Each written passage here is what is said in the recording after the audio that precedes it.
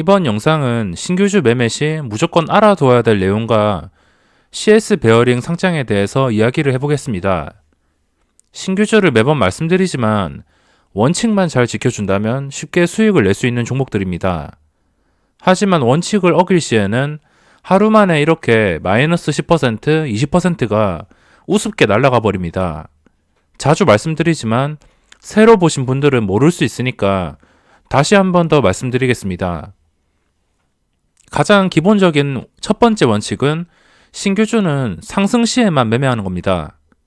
상승 시에 탄력이 붙어서 시세를 줄 수 있기 때문에 상승 시 웬만하면은 상승 플러스 10% VI가 걸린 뒤에도 그 플러스 10% 구간을 지켜줄 때는 그 뒤로 15%, 20%까지 단기 시세를 줄 가능성이 높기 때문에 조금 확실한 구간이 형성이 됩니다. 그래서 첫 번째 원칙은 무조건 상승 시에만 매매한다면 먹을 자리는 분명히 만들어집니다. 이런 식으로 있죠. 첫날에 상승하는 종목들 위로 열려 있습니다. 그게 아니라면 시초가에 들어가는 것은 이렇게 정말 위험한 투기라고 할 수 있습니다. 시초가에 들어가면 상승을 보장 못하기 때문에 저는 시초가를 웬만하면 권해드리고 싶지 않습니다. 들어간다 하더라도 마이너스 10% 손실을 생각하고선 비중 조절은 필수입니다. 시초가는 웬만하면 진짜 권하지 않습니다.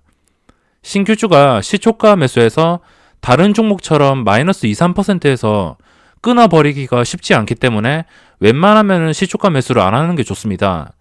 그리고 두 번째 원칙은 신규주는 고점 돌파 매매가 정말 잘 통합니다. 최근에 상장하는 것들 하나하나씩 보시면 패턴은 거의 다 비슷합니다.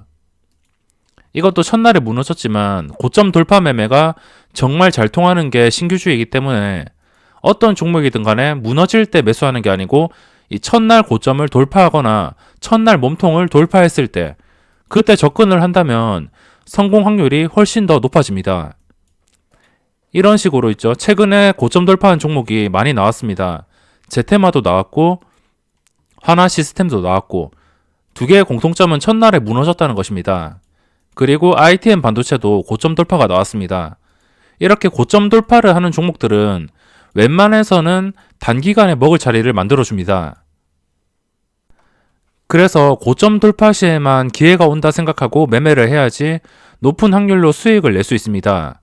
그게 아니라면 시초가 매수나 떨어질 때 매수하는 것은 기관 투자자들의 물량바지 역할밖에 되지 않습니다. 신규 상장주의 웃긴 구조 때문에 매번 개인 투자자들만 피해를 보고 있습니다. 그래서 개인 투자자들이 바뀌어야지 이 신규주의 패턴도 바뀔 것이고 또 말도 안 되는 2배 상장이라는 것을 좀 뜯어 고쳐야지 개인 투자자들이 좀 공정하게 신규주에 투자를 할 수 있을 것 같습니다. 오늘 상장한 우양도 시초가가 거의 플러스 45% 정도 뻥튀기가 되었는데 뻥튀기 되자마자 장대 음봉이 나왔습니다. 플러스 40%가 뻥튀기 되었다는 것은 안 그래도 이 공모가 4,200원짜리인데 그 4,200원도 뻥튀기가 된 가격입니다. 공모가 하단 이하에도 충분히 만들 수 있으면서 기관 투자자들의 경쟁 때문에 이게 4,200원도 상당히 높은 가격입니다. 근데 그 4,200원에 더해가지고 플러스 40% 이상. 그래서 4,200원짜리가 원래는 시장에서 뭐 3,000원대에도 상장할 수 있는 게 6,000원에 상장했습니다. 요즘에 핫한 업종도 아니고 뭐 별로 특별한 업종도 아닌데 4,000원짜리가 6,000원에 상장했습니다. CS 베어링, 풍력 발전기 베어링 전문 업체이고 희망 공모가가 7,400원에서 8,400원. 이제는 이것도 뻥튀기라고 부르겠습니다. 7,400원에 상장시킬 수 있는 것을 8,400원의 공모가가 확정되었습니다. 청약 경쟁률은 700대 1. 뭐 우양이랑 코리아 S증권 보시면은 이 우양이 경쟁률이 기관이랑 개인 둘 다 1000대 1이 넘었습니다. 그리고 얼마 전에 상장한 티라유텍도 올해 역대급 경쟁률이 나왔습니다. 그럼에도 뻥튀기 된 다음에 폭락.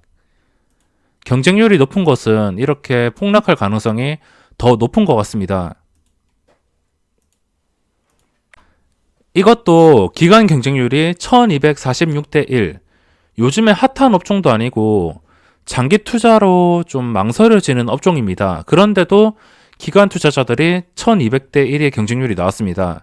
우양도 마찬가지고 기관 투자자 입장에서는 이 물량을 받으면은 뻥튀기 된 가격에 팔아먹고선 도망갈 수 있기 때문에 서로 물량을 받기 위해서 경쟁률이 이렇게 높습니다.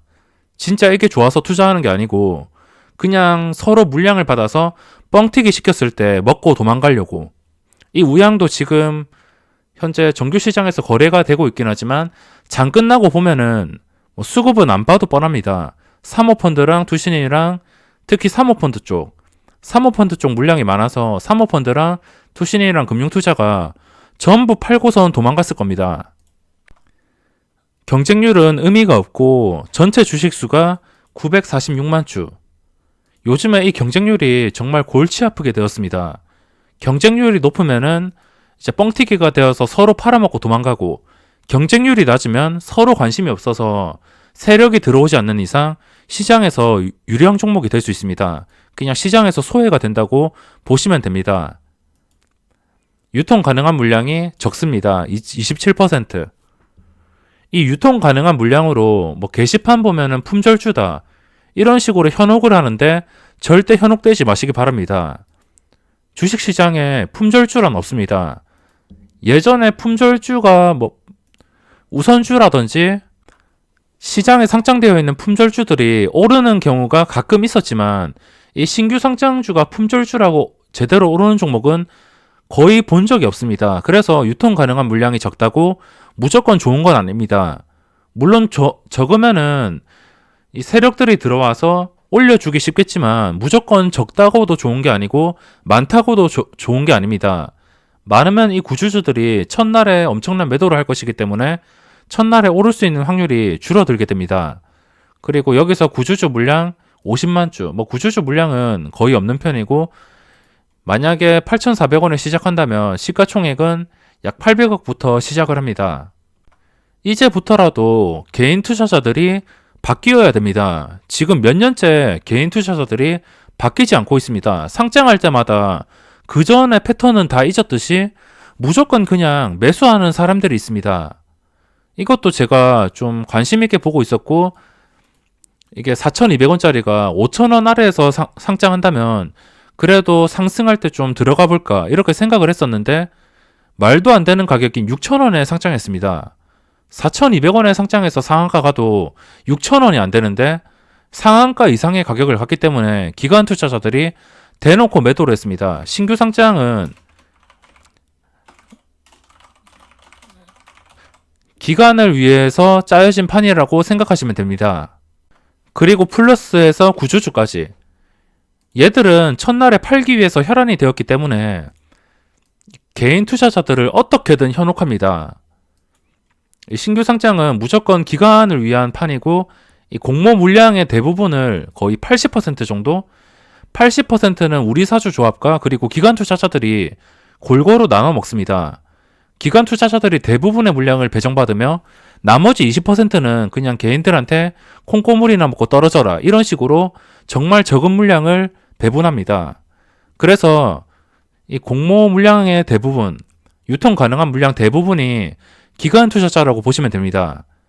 이 기관 투자자가 아니다 하더라도 개인의 경쟁률, 개인 공모받은 물량도 기관 투자자랑 똑같습니다. 장기 투자할 물량이 아니고 뻥튀기 되었을 때 먹고 도망가기 위한 물량들. 그러니까 유통 가능한 물량 이 전부가 그냥 먹고 도망가는 물량이라고 생각하시면 됩니다. 그래서 어떤 종목이 상장해서 오르기 위해서는 이 물량을 받아주는 세력이 있어야 되는데 개인 투자자들이 시가총액이 낮고 그리고선 유통 가능한 물량이 적어서 품절주라 생각하고 서로 물량을 확보하려다 보니까 세력들이 물량을 확보 못해서 아니면은 뻥튀기가 되어서 부담스러워서 아예 진입도 하지 않습니다.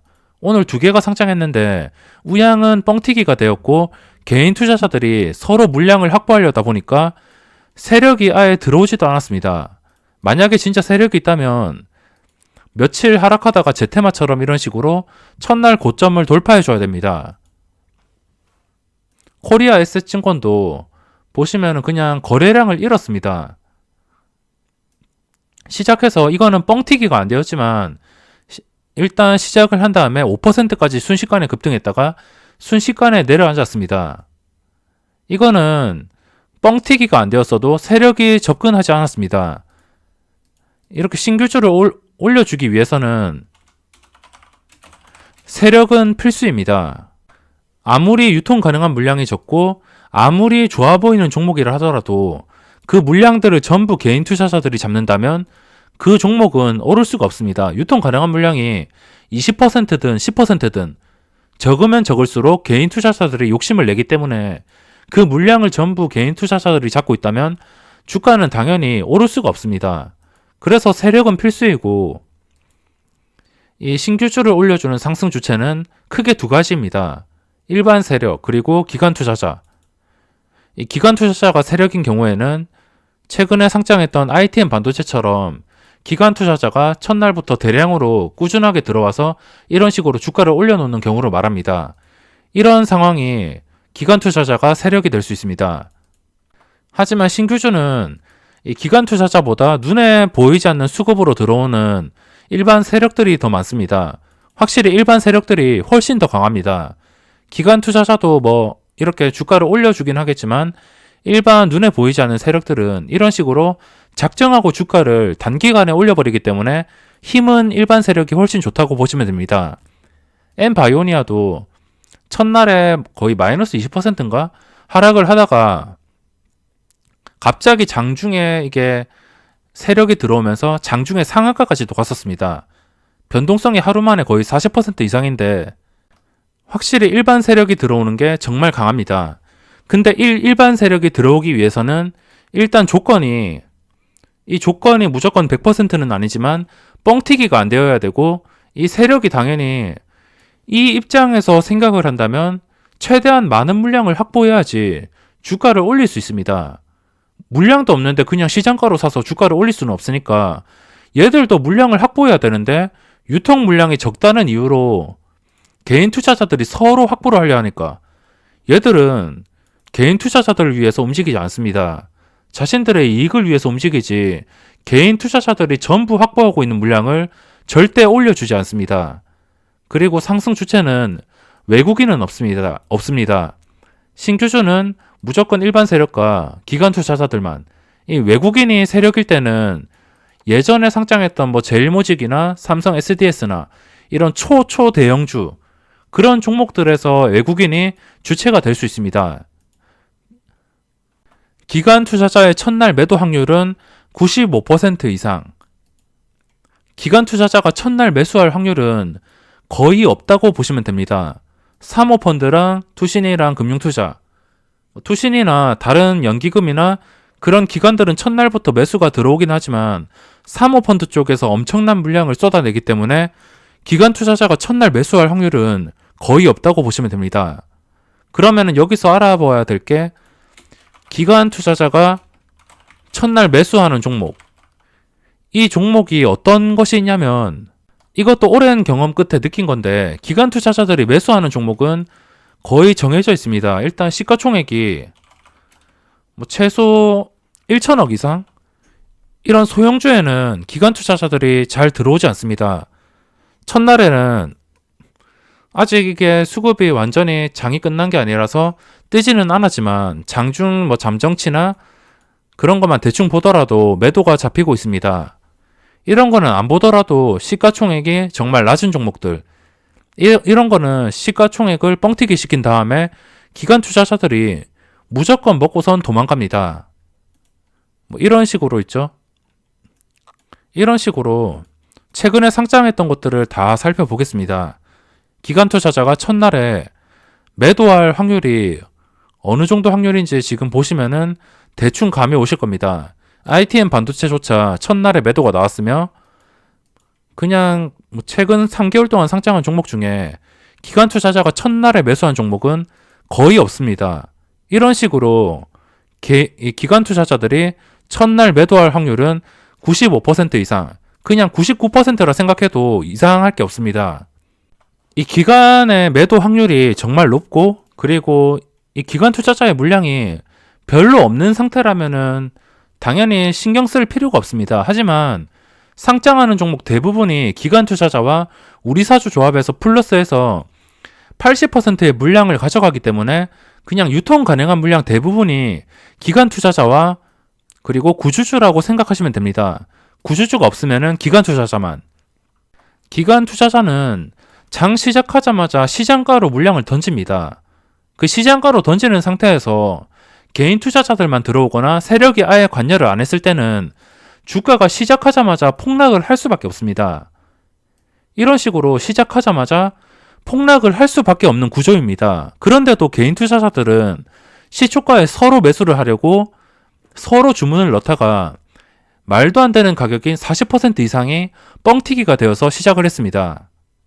장 시작 전에 뻥튀기 되는 종목은 이 호가창은 정말 대단해 보일지라도 그 호가창이 대단해 보이는 이유가 개인 투자자들이 서로 매수를 하려고 이 주문 가격을 계속 바꿔 놓는다고, 아니면 험매수가 들어갈 수도 있고, 그래서 정말 좋아 보이는 것이지, 막상 시작하면은 매수세는 개인 투자자 말고 뚝 끊기고 기관 투자자들이 이제부터는 시장가로 정말 편하게 매도합니다. 기관 투자자 입장에서는 이런 노다지가 없습니다. 그냥 이틀 동안 돈을 예치시키면은 물량이 대부분 들어오는데 그 물량을 뻥튀기 시켰을 때 편하게 시장가로 매도하면 되는데, 기관 투자자 입장에서는 얼마나 편하겠습니까? 그러니까 이제는 개인 투자자들이 바뀌어야 됩니다.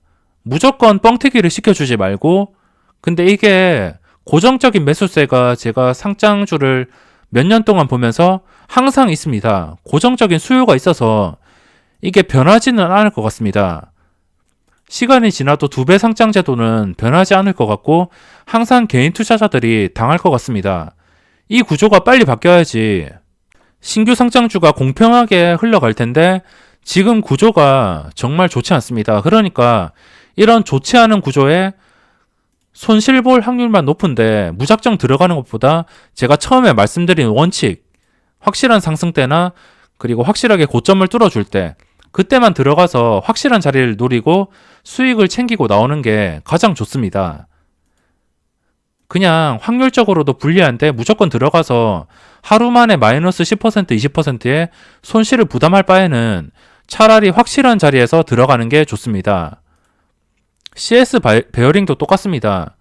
이게 종목들이 이름만 다르지 업종은 상관없습니다. 첫날에 상승하냐 안 하냐, 그리고 떨어졌다가 다시 고점을 뚫어주냐 안 뚫어주냐, 이것만으로 매매를 하면 됩니다. 이거는 이름에 불과하고 원칙만 지켜주시면 됩니다. 기관 투자자들 좋은 일만 하지 말고 원칙을 지키면서 최대한 냉정하게 판단하고선 들어가는 게 가장 좋습니다. 그럼 이번 영상은 여기서 마무리하겠습니다.